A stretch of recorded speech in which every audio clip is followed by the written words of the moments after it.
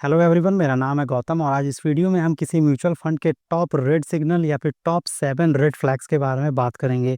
जो ये आपको बताता है कि कौन सा म्यूचुअल फंड आपके लिए सही है और कौन सा म्यूचुअल फंड आपके लिए ख़राब है। तो ये 7 जो म्यूचुअल फंड है ये बताएंगे कि कौन सा mutual fund bad mutual fund है। ये बात आप ध्यान रखिएगा। देखिए, अगर आप ऑलरेडी इन्वेस्टमेंट कर रहे हैं या फिर अगले साल से मतलब कि 2026 से या फिर इसी साल से मान लेते हैं 2025 से अगर आप इन्वेस्टमेंट म्यूचुअल फंड में अपना शुरुआत करना चाहते हैं तो ये 7 रेड फ्लैग्स के बारे में आपको ज़रूर पता होना चाहिए।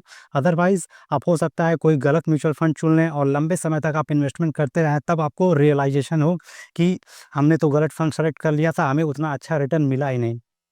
तो ये 7 रेड फ्लैग्स आपके लिए जानना बहुत ही ज़्यादा ज़रूरी है। तो चलिए बिना किसी देरी के जानते हैं कि कौन-कौन से वो टॉप 7 रेड फ्लैग्स हैं, जिनको हमें म्यूचुअल फंड में इन्वेस्टमेंट करने के दौरान ज़रूर ध्यान रखना चाहिए, ज़रूर चेक करना चाहिए। लेकिन उससे पहले आपसे रिक्वेस्ट है, अगर आप इस चैनल पे नए हैं, ठीक है? तो इस चैनल को लाइक कीजिए, शेयर कीजिए और ज़्यादा से ज़्यादा सब्सक्राइब कीजिए, ठीक है? तो चलिए जानते हैं कि हमारा टॉप 7 में पहला रेड फ्लैग कौन है? तो यहाँ पे जो पहला पॉइंट है वो ये है कि it doesn't beat the benchmark. मान लीजिए आप कोई म्यूचुअल फंड स्कीम सेलेक्ट करते हो, ठीक है? और उसका 3 साल का, 5 साल का, 8 साल का या फिर 10 साल, 12 साल का रिटर्न देखते हैं और रिटर्न में यह पाते हैं कि जो रिटर्न है फंड का, वो अपने बेंचमार्क के बराबर रिटर्न दे रहा है या फिर उससे कम दे रहा है। उससे ज़्यादा रिटर्न नहीं दे रहा है, उसको बीट नहीं कर पा रहा है। तो ये मानिए कि ये बहुत ही खतरनाक रेड सिग्नल है, रेड फ्लैग है। भाई, ऐसे म्यूचुअल फंड स्कीम में हमें निवेश करने का क्या फ़ायदा जो अपने बेंचमार्क को ही बीट ना कर सके। तो ये बातें आपको ज़रूर ध्यान रखनी है। कम से कम आपको 3 साल का और 5 साल का जो रिटर्न है, उसको बेंचमार्क से कंपेयर करके देखना है, ठीक है? यकीन मानिए, अगर इसमें आप 1% का भी कमी पाते हो, मान लो बेंचमार्क आपका 15% का रेट से रिटर्न दे रहा है और आपका जो फंड है वो 14% के हिसाब से रिटर्न दे रहा है। तो ये जो डिफरेंस है 1% का ना, ये लंबे समय में जब 10 साल, 15 साल, 20 साल तक आप इन्वेस्टमेंट कर लेंगे, तो ये 1% का डिफरेंस आपको कई लाख रुपए का लॉस करा देगा। हो सकता है ये जो 1% का डिफरेंस है आपका 10 से 15 लाख का अंतर दे दे आपके टोटल वेल्थ में। फॉर एग्ज़ाम्पल अगर मैं बात करूँ तो पिछले 5 साल का अगर आप रिटर्न देखोगे किसका, एक्सिस ब्लू चिप फंड का, इसने जो रिटर्न दिया है वो 13.25% के हिसाब से रिटर्न दिया है, जबकि इसका जो बेंचमार्क है बीएसई 100, इसका आप रिटर्न देखोगे तो वो 18% से ज़्यादा है। तो यहाँ पे आपको डिफरेंस कितना दिख रहा है? सीधे-सीधे 4.75% का डिफरेंस दिख रहा है। मतलब कि हर साल जो रिटर्न है अपने बेंचमार्क से इतना कम रिटर्न दे रहा है। तो ये एक बहुत बड़ा रेड सिग्नल है, एक रेड फ्लैग है। तो ऐसे फंड से आपको दूरी बना के रखनी है। अब इसको हम कैसे चेक कर सकते हैं? तो सिंपल सा इसका एक हैक है, एक ट्रिक है, आपको सीधे अल्फ़ा देखना है। देखिए, हर एक फंड में कुछ टेक्निकल रेशियो होते हैं, तो उनमें उन्हीं में से एक है अल्फ़ा रेशियो। अल्फ़ा रेशियो क्या होता है मैं बता देता हूँ। ये है आपका अल्फ़ा, ठीक है? अल्फ़ा 3 चीज़ों पे डिपेंड करता है। एक होता है आपका 0, एक होता है पॉज़िटिव और एक होता है नेगेटिव। अगर नेगेटिव है अल्फ़ा का वैल्यू तो उसे हटा दीजिए। 0 का मतलब है कि जो फंड है वो बेंचमार्क के बराबर रिटर्न दे रहा है, तो इसे भी हटा दीजिए। नेगेटिव का मतलब है कम दे रहा है, ठीक है? पॉज़िटिव का मतलब है कि ज़्यादा रिटर्न दे रहा है, ज़्यादा आउट परफ़ॉर्म कर रहा है अपने बेंचमार्क को, तो यहाँ पे आप इन्वेस्टमेंट कर सकते हैं। तो आई आई होप अभी समझ में आ गया होगा कि अगर बेंचमार्क को कोई फंड बीट नहीं कर रहा है, उससे ज़्यादा रिटर्न नहीं दे रहा, तो ऐसे फंड को आपको हटा देना है। तो ये हो गया आपका पहला। सेकंड जो हमारा सबसे इम्पोर्टेंट रेड सिग्नल है, लो रोलिंग रिटर्न। देखिए, 2 तरह के रिटर्न होते हैं, एक होता है आपका रोलिंग रिटर्न और एक होता है सीएजीआर। ठीक है? जिसे हम एवरेज रिटर्न, नॉर्मल रिटर्न भी कहते हैं, कंपाउंडेड एनुअल ग्रोथ रेट जिसे कहा जाता है। तो रोलिंग रिटर्न को मैं एक बार आपको समझा देता हूँ। रोलिंग रिटर्न का मतलब ये होता है कि जो एवरेज रिटर्न है किसी फंड का किसी एक पर्टिकुलर टाइम में, मान लो आपने 8 महीने का चेक किया, 1 ईयर का चेक किया, रैंडमली किसी भी साल का देख लीजिए जब से फंड लॉन्च हुआ है, या फिर मान लीजिए आपने 3 साल का देख लिया, 9 महीने का देख लिया, 3 साल 6 महीने का देख लिया। तो आप पाएँगे कि अगर फंड का जो रिटर्न है वो कांस्टेंट रहता है, वो एवरेज रहता है, तो ऐसे फंड काफ़ी अच्छे रहते हैं। लेकिन अगर उसमें बहुत ज़्यादा फ्लक्चुएशन दिखता है तो ऐसे फंड को आपको इग्नोर कर देना चाहिए। यहाँ पे लिखा है one time good returns are not enough, look at consistent long term performance. मान लीजिए कोई फंड किसी साल बहुत अच्छा रिटर्न दे दिया, फिर उसके बाद खराब प्रदर्शन कर रहा है 1-2 साल, फिर किसी साल बहुत अच्छा रिटर्न दे रहा है। तो इतना ज़्यादा अप्स एंड डाउन्स वाले फंड बहुत ही खराब होते हैं। तो इस चीज़ को आपको ज़रूर चेक करना है। नॉर्मल सीएजीआर तो आप चेक करते ही हैं, फंड का रोलिंग रिटर्न भी आपको चेक करना बहुत ही ज़्यादा ज़रूरी होता है। अब इस चीज़ को हम कैसे चेक कर सकते हैं, कैसे देख सकते हैं? तो देखिए, इसके लिए टिप बताया गया है कि आपको ऐसे फंड को अवॉइड कर देना चाहिए जहाँ पे बहुत ज़्यादा स्विंग हो उसके रिटर्न में। अगर जो फंड है, आप देखेंगे रिटर्न देखेंगे, हर साल का डेटा रहता है, ठीक है? आप देखिए 5% से लेके 18% तक अगर स्विंग हो रहा है उसके रिटर्न में, इतना हाई एंड लो देखने को मिल रहा है, तो ऐसे फंड को आप हटा दीजिए, क्योंकि ये कंसिस्टेंट रिटर्न नहीं दे रहे हैं, ठीक है?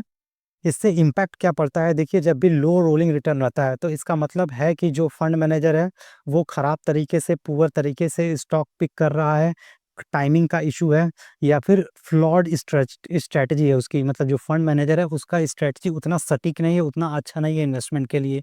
तो लो रोलिंग रिटर्न देखने से हमें ये सारी चीज़ें पता चलती हैं। तो ये हो गए दो रेड फ्लैग्स किसी म्यूचुअल फंड के बारे में। अब देखते हैं कि तीसरा जो टॉप रेड फ्लैग है वो क्या है? तो ये है आपका high expense ratio. Expense ratio मतलब जो फंड मैनेजर होता है वो आपके पैसे को म्यूचुअल फंड में स्टॉक मार्केट में इन्वेस्ट करता है, तो उसके बदले कुछ फीस लेता है, उसी को हम एक्सपेंस रेशियो कह देते हैं। अब देखिए ज़्यादा एक्सपेंस रेशियो हो तो वो आपके लिए नुकसान है, क्योंकि वो आपके रिटर्न से ही काटा जाएगा। तो एक्सपेंस रेशियो जितना कम हो आपके लिए उतना अच्छा होता है। अब आइडियली कितना सही होता है? तो अगर 0.0 से लेके 0.75% तक है मैक्सिमम, ये हुआ मैक्सिमम, और मिनिमम जितना हो उतना ही आपके लिए है। तो अगर 0.75% तक है तब तो ठीक है, लेकिन उससे ज़्यादा है तो ऐसे फंड को आपको अवॉइड कर देना चाहिए। आप देखोगे जो रेगुलर प्लान होते हैं, देखिए 2 तरह के प्लान होते हैं म्यूचुअल फंड में, एक होता है आपका डायरेक्ट और दूसरा होता है रेगुलर प्लान। तो जो रेगुलर प्लान होता है उसमें एक्सपेंस रेशियो हमेशा ज़्यादा होता है। 1 से लेके कम से कम 1.5% 2% तक उसमें एक्सपेंस रेशियो देखा जाता है। तो कोशिश कीजिए आप डायरेक्ट प्लान लीजिए, वहाँ पे एक्सपेंस रेशियो आपका 0.75 के अंदर ही ज़्यादातर मिल जाता है। तो ये हो गया एक्सपेंस रेशियो की बात, ठीक है? इसमें और कुछ तो नहीं है बताने लायक। हाँ, यहाँ पे एक एग्ज़ाम्पल बताया गया है कि मान लो ₹10,000 की आप एसआईपी करते हो निप्पॉन स्मॉल कैप फंड में। एक आदमी ने डायरेक्ट प्लान में इन्वेस्टमेंट किया और दूसरे प्लान आदमी ने रेगुलर प्लान में इन्वेस्टमेंट किया, और कितने समय के लिए? 15 साल के लिए। तो 15 साल बाद जो रिटर्न मिलेगा डायरेक्ट जिसने इन्वेस्टमेंट किया था उसको, उसका जो फंड होगा कितना दिखेगा? वो 1.1 सीआर का दिखेगा, जबकि रेगुलर वाले का जो टोटल वैल्यू होगा वो केवल 1 सीआर तक होगा। तो 1 लाख का डिफरेंस यहाँ पे सीधा-सीधा दिख रहा है। तो यकीन मानिए, जब भी आप कोई म्यूचुअल फंड सेलेक्ट कर रहे हैं तो एक्सपेंस रेशियो को ज़रूर के चेक कीजिए, और डायरेक्ट प्लान में निवेश कीजिए, और जितना कम एक्सपेंस रेशियो हो उतना आपके लिए अच्छा है। तो ये हो गया आपका तीसरा पॉइंट। अब चलते हैं हम सीधे अपने चौथे पॉइंट पे कि चौथा रेड फ्लैग क्या होता है। चौथा रेड फ्लैग है ये आपका high portfolio turnover ratio. Portfolio turnover ratio का मतलब क्या है? किसी एक पर्टिकुलर ईयर में जो फंड मैनेजर है वो कितनी बार स्टॉक को खरीद रहा है, कितनी बार बेच रहा है, इसके परसेंटेज को हम टर्नओवर रेशियो कहते हैं। तो जितना ज़्यादा टर्नओवर रेशियो रहता है वो बताता है कि किसी एक साल में, किसी एक पर्टिकुलर ईयर ईयर में जो फंड मैनेजर है उसने सभी स्टॉक को कितनी बार रिप्लेस किया है, चेंज किया है, खरीदा है या फिर बेचा है। यहाँ पे ये वाला पॉइंट आप देखेंगे तो लिखा है टर्नओवर रेशियो अगर 100 से ज़्यादा है, तो इसका मतलब है कि जो पूरा स्टॉक है पोर्टफोलियो का वो 1 साल के अंदर चेंज हो गया है। जो हाई टर्नओवर रेशियो है वह बताता है कि जो इन्वेस्टमेंट गोल है वो उतना अच्छा नहीं है शॉर्ट टर्म इन्वेस्टमेंट गोल के लिए। हालाँकि जो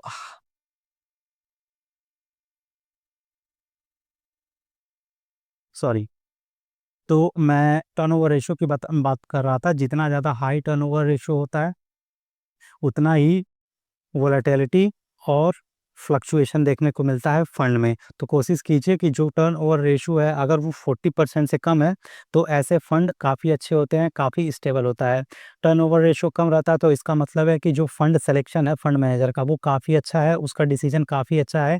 जो फंड मैनेजर है वो काफ़ी एफिशिएंटली अपने फंड को मैनेज कर रहा है, इसलिए उसे बार-बार अपने फंड को ज़रूरत नहीं है खरीदने-बेचने की। एक बार उसने खरीद लिया तो उसको होल्ड कर रहा है लंबे समय तक, और उसी पे बने रह रहा है, रिटर्न जनरेट कर रहा है। तो ये हो गया आपका चौथा इम्पोर्टेंट पॉइंट रेड फ्लैग की कैटेगरी में। इसके अलावा जो पाँचवा जो सबसे इम्पोर्टेंट रेड फ्लैग है वो है फ्रीक्वेंट फंड मैनेजर चेंज। अगर कोई म्यूचुअल फंड इन में आप इन्वेस्टमेंट कर रहे हैं और उसका जो फंड मैनेजर है उसको बार-बार बदला जा रहा है एसेट मैनेजमेंट कंपनी के द्वारा, तो ये अच्छी बात नहीं होती है। क्योंकि अगर एक कंसिस्टेंट फंड मैनेजर रहता है तो वो पूरे पोर्टफोलियो को अच्छे से लंबे समय से चेक करते रहता है, मैनेज करते रहता है, एक हैंडेड में रहता है, तो वो अच्छी तरीके से फंड को ग्रो करने में हेल्प करता है। तो अगर बार-बार फंड मैनेजर किसी फंड का चेंज हो रहा है तो ये एक बहुत बड़ा रेड सिग्नल है, ऐसे फंड से आप दूर रहें। ठीक है? तो ये हो गया आपका 5वां पॉइंट। इसके अलावा जो 6 पॉइंट है, लो शार्प रेशियो। शार्प रेशियो क्या होता है एक बार मैं बता देता हूँ। देखिए, इसको एग्ज़ाम्पल के थ्रू मैं समझाता हूँ, ठीक है? मान लो 2 इन्वेस्टर हैं, पहला है ए और बी। मान लो किसी उसने एक्स, वाई, ज़ेड फंड में इन्वेस्टमेंट किया, ए को भी 18% का रिटर्न मिल गया 1 साल के अंदर और बी को भी 18% मिल गया 1 साल के अंदर। ठीक है? तो आप कैसे बता सकते हो कि कौन-सा बढ़िया रिटर्न जनरेट किया है कौन से फंड ने? तो इसके लिए हम चेक करते हैं शार्प रेशियो। अब यहाँ पे एक चीज़ और मैं ऐड करना चाहूँगा कि इन्वेस्टमेंट का फंड तो सेम है, टाइम भी सेम है, रिटर्न भी सेम है। लेकिन ए वाला जो है, उसने रिस्क कितना लिया है? तो इसने रिस्क लिया है केवल 20% का और बी वाले ने रिस्क लिया है मान लो 60% का। मतलब कि बी ने जो 18% का रिटर्न जनरेट किया है, वो 60% तक का रिस्क लेके जनरेट किया है, जबकि 18% जो ए ने रिटर्न जनरेट किया है, वो केवल 20% का रिस्क लेकर किया है। तो अब यहाँ से आप साफ-साफ चेक करके बता सकते हो कि कौन-सा फंड आपके लिए अच्छा है। ऑफ कोर्स जो ए वाला है वो काफ़ी अच्छा है, क्योंकि यहाँ पे कम रिस्क में आपको 18% का रिटर्न मिल रहा है और यहाँ पे ज़्यादा रिस्क में आपको 18% का रिटर्न मिल रहा है। तो शार्प रेशियो हमें बताता है यही कि जो रिटर्न मिल रहा है, रिटर्न तो ठीक है लेकिन कितना रिस्क लेकर मिल रहा है। तो इसको कैसे चेक करेंगे? तो अगर शार्प रेशियो 1 से कम है, तो इसका मतलब है कि you are taking more risk for lesser return, मतलब आप ज़्यादा रिस्क लेकर रिटर्न बना रहे हैं। और अगर शार्प रेशियो की वैल्यू 1 से ज़्यादा है, तो ये अच्छा माना जाता है आपकी इन्वेस्टमेंट के लिए। तो ये चीज़ें आप ध्यान रखिएगा, अगर 1 से कम है, तो ऐसे फंड को इग्नोर कर दीजिएगा। अगर 1 से ज़्यादा है शार्प रेशियो, तो वो आपके लिए अच्छा है, कम रिस्क में ज़्यादा रिटर्न आपको मिल रहा है। तो ये हो गया आपका 6वां रेड फ्लैग। और 7वां जो कि सबसे इम्पोर्टेंट है और सबसे जो इग्नोर किया जाने वाला भी है, बहुत सारे लोग इसे इग्नोर भी कर देते हैं, लेकिन आपको ये ज़रूर चेक करना चाहिए कि अगर हाई एसेट में अंडर मैनेजमेंट है, तो वो खराब माना जाता है।